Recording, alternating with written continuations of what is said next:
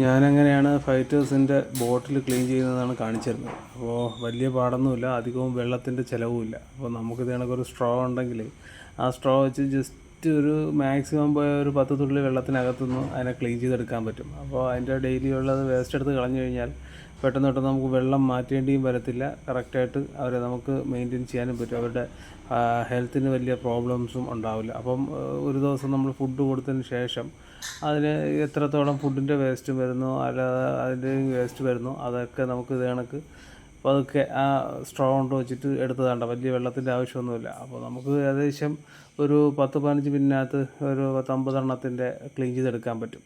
ഒരുമിച്ച് സെപ്പറേറ്റ് ഇടുന്നതുകൊണ്ടുള്ള ചെറിയ പ്രശ്നമാണിത്. അപ്പോൾ നിങ്ങളും ഇത് കണക്കൊക്കെ തന്നെ ഒന്ന് ചെയ്ത് നോക്കുക. അതല്ലെങ്കിൽ ഇതിൻ്റെ സൈഡിലൊരു ഹോൾ ഇട്ടിട്ട് ഇത്തിരി വെള്ളം കൂടുതൽ ഒഴിച്ചു കഴിഞ്ഞാൽ അതുവഴി ആ വേസ്റ്റ് അങ്ങ് വെളിയിൽ പോകും. പക്ഷേ അത് നമുക്ക് ആ സ്ഥലം മൊത്തവും വെള്ളത്തിൽ ബുദ്ധിമുട്ട് വരും. അപ്പം ഇതാകുമ്പം വലിയ വെള്ളത്തിൻ്റെ ബുദ്ധിമുട്ട് വരുന്നില്ല, പരിസരമൊന്നും കേടാവത്തുമില്ല. നമുക്ക് വീട്ടിനകത്ത് തന്നെ ഇത് കറക്റ്റായിട്ട് ഇത് മെയിൻറ്റെയിൻ ചെയ്ത് കൊണ്ടുപോകാനും പറ്റും. അപ്പോൾ നിങ്ങളൊന്ന് ട്രൈ ചെയ്ത് നോക്കുക.